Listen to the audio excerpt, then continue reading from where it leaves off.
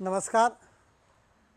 मी वैजनाथ दोंडीबा गायकवाड, पुणे महानगरपालिकेच्या घनकचरा व्यवस्थापन विभागामध्ये मी प्रथम 1995 साली रोजंदारीमध्ये कचरा मोटार बिगारी म्हणून सुरुवातीला मी माझ्या कामाची सुरुवात केली. कामाला सुरुवात केल्यानंतर मी मराठवाडा भागातील लातूर जिल्ह्यातील किल्लारी या गावचा असून त्या ठिकाणाहून मी कामाच्या शोधार्थ महापालिकेमध्ये आलो. त्या साली मी माझं BA ग्रॅज्युएशन झालेलं होतं आणि तदनंतर मी कामाच्या शोधामध्ये पुणे शहरामध्ये येऊन पुणे महानगरपालिकेच्या घनकचरा व्यवस्थापन विभागामध्ये एका हातामध्ये पदवीची डिग्री आणि दुसऱ्या हातामध्ये मी स्वच्छतेचं काम हे स्वीकारलं. हे काम स्वीकारल्यानंतर असं वाटायचं की बाबा मी माझ्या हातामध्ये एकतर पदवीधर असूनसुद्धा मी या महापालिकेमध्ये मी कचरा उचलण्याचं काम करतो आहे. पण मला कचरा उचलण्याचं काम करत असताना थोडंसं लाजल्यासारखं वाटायचं. पण मी कोणत्याही कामाला कमी प्रतीचं न समजता हे काम किती उच्च प्रतीचं काम आहे या दृष्टिकोनातून मी ते काम स्वीकारलं आणि हे काम करत असताना या महापालिकेमध्ये रोजंदारीमध्ये काम केलं आणि 2000 साली मी या महापालिकेमध्ये परमनंट झालो. परमनंट झाल्यानंतर जे कामाचा की बाबा कामाप्रती प्रेम असावं आणि जे आपलं कर्तव्य आहे त्या कर्तव्याला जाणीव ठेवून जे काम आपण स्वीकारले, जे महापालिकेनं आपल्यावर जे सोपवलं आहे त्या कामाची जबाबदारी अतिशय कर्तव्यनिष्ठतेनं पार पाडली पाहिजे असं एक माझं प्रामाणिक मत आहे. एक जाता असं सांगावंसं वाटतं की हे काम करत असताना की नागरिक वर्गीकरण कचरा न करता वेगवेगळ्या ठिकाणी रस्त्यावरती टाकतो आहे, नदी नाल्यामध्ये टाकतो आहे, ओपन प्लॉटमध्ये टाकतो आहे, आपला निसर्गरम्य परिसराच्या डोंगर परिसरामध्ये कचरा टाकतो आहे. तर त्या ठिकाणी मी असं वाटलं की मी 2000 सालापासून या कोथरूड औद्योगिक क्षेत्रीय कार्यालयाच्या अंतर्गत मी काम करत असताना मला असं वाटलं की बाबा अरे हा कचरा इथे एवढा पडतो आहे. तर मी एक मनामध्ये क्लुप्ती आणली की बाबा नाही, या कचऱ्यामध्ये काहीतरी शोधलं पाहिजे म्हणजे जेणेकरून त्या नागरिकांपर्यंत पोचता येईल.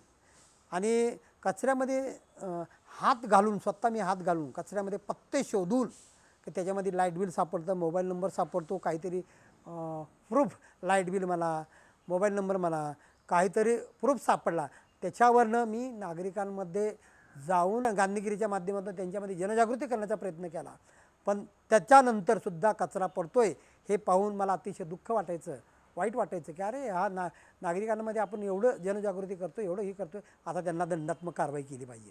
म्हणून मी सुरुवात केली पत्तेशोध मोहिमेतून दंडात्मक कारवाई. आणि ह्याची दखल सर्व वर्तमानपत्रांनी, सर्व माझ्या पत्रकार बंधूंनी घेतली आणि मला त्यांनी एक उपाधी दिली की बाबा चला शोध मोहिमेतून जो पत्ता शोधतो आहे आणि त्याच्यातून दंडात्मक कारवाई करतो आहे त्याला एक जेम्स बॉन्ड अशा पद्धतीनं जी पदवी मला पत्रकार मित्रांनी दिली. स्वच्छतेच्या उपक्रमातला एक अतिशय महत्त्वाचा उपक्रम म्हणजे ज्या ठिकाणी कचरा पडत होता, विशेषतः कमिन्स इंडिया लिमिटेड कंपनीच्या बॅक साईडला म्हणजे स्मृतिवन परिसर आहे, त्या परिसरामध्ये ओपन स्पेस जास्त आहे आणि त्या भागामध्ये खूप कचरा पडायचा. कचरा पडत असताना मी त्यामध्ये पत्तेशोध मोहिमेच्या माध्यमातून त्यांच्या दंडात्मक कारवाई केली. त्या ठिकाणी वेगवेगळे स्वच्छतेच्या संदर्भातले स्लोगन लिहिले आणि माझ्या महिला सफाई कर्मचाऱ्यांनी त्या ठिकाणी सातत्याने ज्या ठिकाणी क्रॉनिक स्पॉट आहे, ज्या ठिकाणी कचरा पडतो आहे त्या ठिकाणी आम्ही सातत्याने रांगोळी काढून नागरिकांना एक वेगळा संदेश दिला की रांगोळी स्वच्छता करायची आणि दररोज रांगोळी काढायची. आम्ही त्या ठिकाणी जवळजवळ महिना 2-2 महिने रांगोळ्या काढल्या आणि ह्या रांगोळीच्या माध्यमातून नागरिकांना संदेश दिला की बाबा या ठिकाणी कचरा टाकू नका, स्वच्छता ठेवा. तर हे आम्ही डहाणूकर कॉलनीमध्ये विशेषतः सर्व कोथरूड क्षेत्रीय कार्यालयाच्या अंतर्गत ज्या ठिकाणी क्रॉनिक स्पॉट आहेत त्या ठिकाणी आम्ही सुशोभीकरण करणे, त्या ठिकाणी रांगोळी काढणे, त्या ठिकाणी वेगवेगळे उपक्रम राबवणे, विशेषतः महिलांचा तिळगुळ वाटप कार्यक्रम असेल, रक्षाबंधनाचा कार्यक्रम असेल, त्या ठिकाणी आम्ही करायचो. आणि म्हातोबा मंदिर कोथरूड गावठाणामध्ये भेलकेनगर चौकामध्ये तिथं जवळजवळ 25-30 वर्षाची कचरापेटी होती. त्या ठिकाणी कचरा उचलायचा आणि त्या ठिकाणी रात्रंदिवस थांबायचं, कचरा कुठून येतो नाव लिहून घ्यायचं आणि नागरिकांना सांगायचं की उद्यापासून इथं कचरा टाकू नका. नाव लिहून घ्यायचं, त्यांची कचऱ्याची व्यवस्था करायची, घंटागाडीची व्यवस्था करायची आणि त्या ठिकाणी सडा रांगोळी, अक्षरशः मी शेण आणायचो. शेण आणून त्या ठिकाणी सारवण काढायचं आणि त्या ठिकाणी रांगोळी काढायची. अशा पद्धतीनं आम्ही वेगवेगळ्या ठिकाणी सडा रांगोळी करून त्या ठिकाणी कचरामुक्त स्पॉट केला. आम्ही कचरा पडणार नाही आणि त्या ठिकाणी नागरिकांनासुद्धा लाजवेल अशा पद्धतीनं आम्ही रांगोळ्या काढल्या, सडा टाकला आणि त्या माध्यमातून आम्ही क्रॉनिक स्पॉट बंद केले. कर्तव्यरत्न पुरस्कार साठी जी माझी निवड झाली त्याबद्दल मी मनापासून त्यांचं कौतुक आणि अभिनंदन करतो की माझ्या कार्याची दखल मी माझं कार्य न म्हणता की आमचं एक टीमवर्क आहे, त्या टीमवर्कच्या उपक्रमाला जो प्रतिसाद दिला त्याबद्दल मी मनापासून धन्यवाद मानतो.